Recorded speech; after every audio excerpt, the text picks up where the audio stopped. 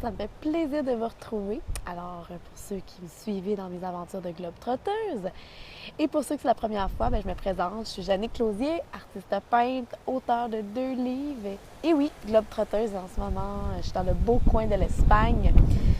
J'espère que le vent ne fera pas trop défaut de la vidéo. Et en ce samedi, j'avais comme une petite inspiration, parce que j'aime vous partager mes petites bulles d'inspiration.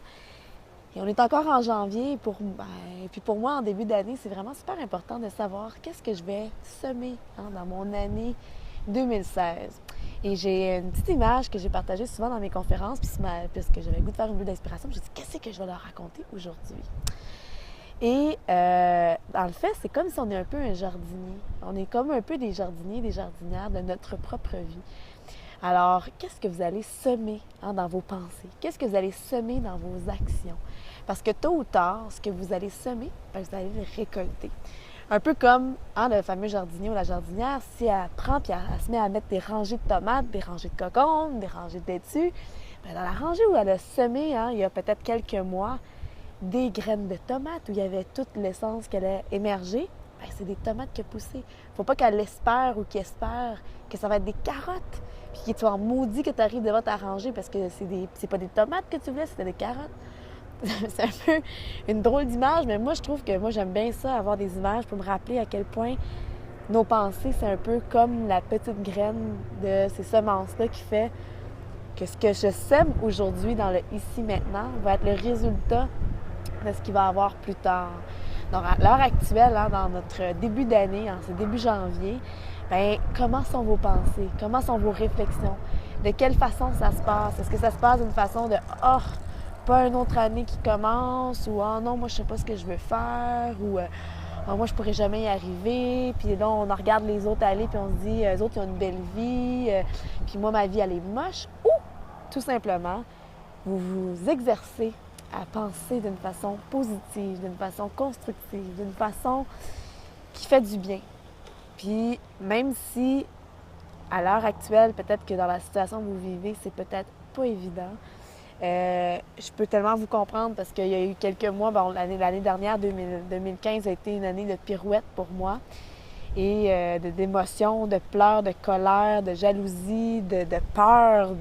Il y a eu plusieurs choses qui ont émergé en même temps. Et le jour en octobre, parce que ça a été, je pourrais vous dire, de février à octobre, qui n'a pas été évident.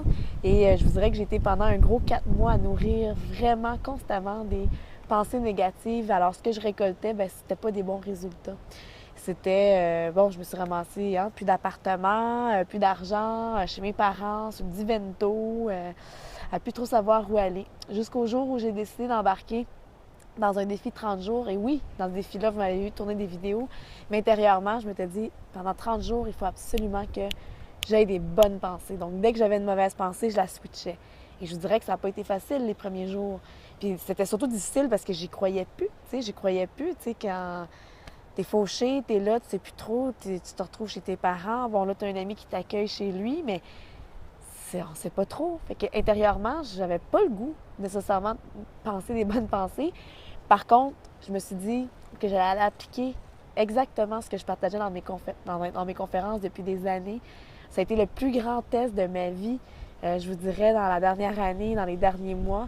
Et je me suis dit, si mes livres ont pu faire une différence pour certaines personnes, si mes livres ont pu inspirer et faire des switches, je pense que c'est maintenant le temps que moi aussi j'applique, parce que je l'appliquais, mais il y avait plein de choses qui allaient bien, donc c'était facile à appliquer en ce moment-là.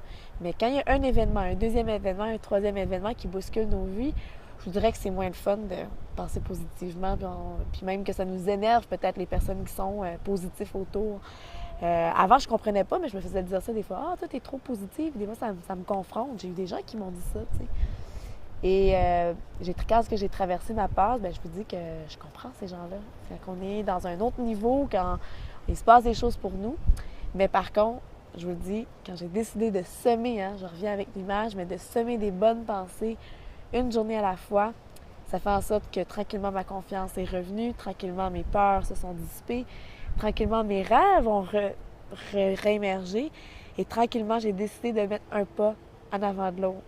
Et j'ai passé à travers plein de choses et pour ceux qui me suivez, Je vais lancer tout bientôt un programme totalement gratuit en 21 jours, 1, 2, 3, allez hop! Et je vous partage tous les meilleurs trucs, les meilleures stratégies de tout ce que j'ai mis en place pour transformer ma vie. Ça devait avoir lieu le 4 janvier, mais j'ai le goût cette année, prendre mon temps, profiter aussi de l'endroit où je suis, de ne pas laisser mon hygiène de vie qui est le yoga, la méditation, d'aller marcher, d'écrire dans mon livre. Et en même temps, oui, de créer mes objectifs. Puis en même temps, je suis en transition parce qu'il y a plein de choses qui se passent au niveau de ce projet-là, 1, 2, 3, allez hop. Il y a des partenaires qui vont venir à la suite. Il y a un autre site Internet qui se construit. Je suis présentement à l'embauche de quelqu'un pour coordonner des choses avec moi parce qu'il y a beaucoup de choses qui se passent en même temps. Donc, c'est d'essayer de rester zen et dans l'équilibre à travers toute cette expansion-là. Par contre, je pourrais vous dire qu'en juin dernier, c'est peut-être même pas 6 mois passés, jamais de ma sainte vie à ce moment-là, sur le Divento chez mes parents, j'aurais cru vous faire une vidéo au beau soleil en Espagne, dans un endroit de rêve. C'est vraiment ça. Par contre, je sais du moment où j'ai commencé à nourrir des bonnes pensées, au mois d'octobre, pendant 30 jours, au bout de 30 jours, j'avais le goût de continuer de nourrir mes bonnes pensées. Et c'est un petit pas à la fois. Et c'est comme un jardin. On ne peut pas demander à la tomate ou à la carotte de naître avant son temps ou d'être là avant son temps. Il faut laisser le temps au temps. Par contre, c'est en nous, en tant que jardiniers et jardinières, de semer des bonnes pensées, nos bonnes petites graines, de les nourrir quotidiennement, parce qu'on a beau les semer dans la terre, mais si on les laisse là puis on attend que la vie le fasse pour nous, ça ne fonctionnera pas. Alors, il faut l'arroser, il faut désherber. Désherber, moi, je vois ça comme enlever nos mauvaises croyances, celles qui peuvent nous nuire, les choses qui peuvent nous stopper. Désherber, c'est aussi peut-être enlever, faire du nettoyage autour dans notre réseau, des gens qui peuvent brimer notre énergie, qui peuvent ne pas croire en nos projets, qui peuvent nous dire que, voyons donc, tu rêves en couleur. Donc, de vraiment faire du ménage à ce niveau-là. Donc, je vous souhaite, en ce début d'année de janvier, de penser à cette image de jardinier, de jardinière, même si vous voulez vous imprimer une image tout près de votre ordinateur, de votre bouquin, de votre table de chevet, pour que vous vous rappelez qu'à chaque matin, qu'est-ce que je jardine, qu'est-ce que je sème, qu'est-ce que je nourris et qu'est-ce que je désherbe. Alors voilà, mon petit cours de jardinage. Je vous souhaite une magnifique journée et on se dit à tout bientôt pour la prochaine bulle d'inspiration. Bye bye!